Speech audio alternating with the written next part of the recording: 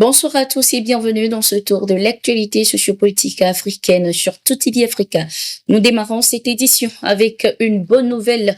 Au Togo, plusieurs citoyens arrêtés le 6 juin 2025 dans le cadre des manifestations qui ont secoué le pays viennent d'être libérés. Selon les informations, ils ont tous été libérés, y compris le confrère Gildas Koundé. Ce 9 juin 2025, après plusieurs jours de silence, le procureur de la République Talaka Mawana a finalement réagi annonçant premièrement la libération de ces 6 détenus. Il a indiqué qu'après enquête, les charges retenues contre eux ont été jugées trop légères pour justifier leur maintien en détention.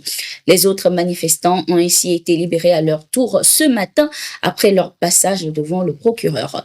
Selon le procureur, ces manifestations du 6 juin seraient des plans de déstabilisation orchestrés par des citoyens depuis l'étranger.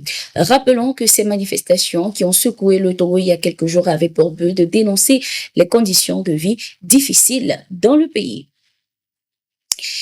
Toujours au Togo, le gouvernement togolais a réagi à son tour à la restriction de visa imposée par les États-Unis à plusieurs pays, dont le Togo notamment. Le ministre togolais des Affaires étrangères, Robert Doucet, dans une déclaration ce 9 juin, a laissé entendre que chaque nation est souveraine dans l'application de ses lois migratoires. Il a ainsi appelé les ressortissants togolais à scrupuleusement respecter les durées de séjour autorisées.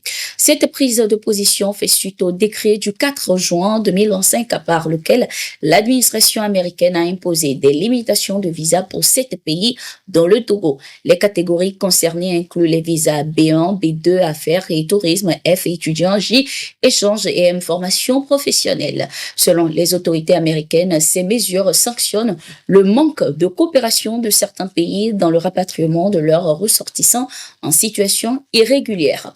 Le département d'État estime que le Togo n'a pas suffisamment facilité le retour de ses citoyens faisant l'objet d'une décision d'expulsion. En réponse, le gouvernement togolais veut désormais afficher sa volonté de renforcer sa coopération administrative avec Washington. Des pourparlers techniques seraient également en cours pour améliorer les procédures d'identification et de rapatriement des migrants en infraction.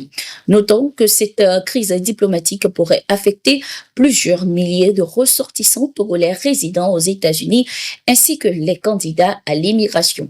Les consulats des deux pays travaillent ainsi à clarifier les modalités d'application de ces nouvelles règles. L'ambassadeur chinois au Mali, Chen Xinyong, est en fin de mission après 3 années dans le pays. Il a rencontré le président de transition, le général Assimi Goïta, pour lui dire au revoir et faire le bilan de sa mission. Le diplomate chinois s'est dit profondément satisfait de son séjour malien, saluant l'hospitalité et la dynamique de développement du pays. Il a particulièrement apprécié l'évolution positive des liens de coopération entre son pays et le Mali, conformément à la vision des 2 chefs d'État. La Chine reste déterminée à accompagner le Mali dans ses priorités, qu'il s'agisse d'infrastructures, de sécurité ou de développement socio-économique, a-t-il déclaré. Lors de cette rencontre, le président Assimi Goïta a remercié l'ambassadeur chinois pour son engagement et réaffirmé son attachement au renforcement des relations bilatérales. La Chine, premier partenaire commercial du Mali, a multiplié ainsi les projets structurants ces dernières années, notamment dans le domaine minier et énergétique. L'ambassadeur chinois a conclu en exprimant sa confiance en un avenir encore plus prometteur pour les 2 nations, soulignant que cette coopération gagnant-gagnant illustre parfaitement l'esprit de la communauté de destin sino-africaine. Ce 8 juin 2025, l'armée malienne a annoncé avoir intercepté un véhicule piégé près de Balé, région de Nara, à 11 km au sud-ouest de la localité.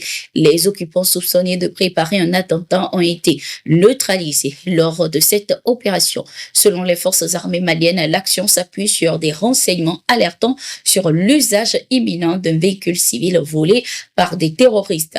Après une surveillance rigoureuse, les forces armées ont localisé et détruit la cible avec ses passagers, évitant ainsi une attaque imminente. Toujours dans le cadre de la lutte contre le terrorisme au Togo également, ce 9 juin 2025, les forces de défense et de sécurité ont remporté une victoire majeure contre le terrorisme à Kmikankandji, à Kmedjal, au nord du pays, neutralisant plusieurs assaillants armés et saisissant leur équipement. L'opération menée vers 16 heures a déjoué une incursion terroriste, renforçant ici la sécurité dans les savanes, régions souvent ciblées. Cet exploit met ainsi en lumière la vigilance et le courage des forces armées du pays. Merci d'être resté avec nous. C'était tout pour ce bulletin d'information. À tout de suite.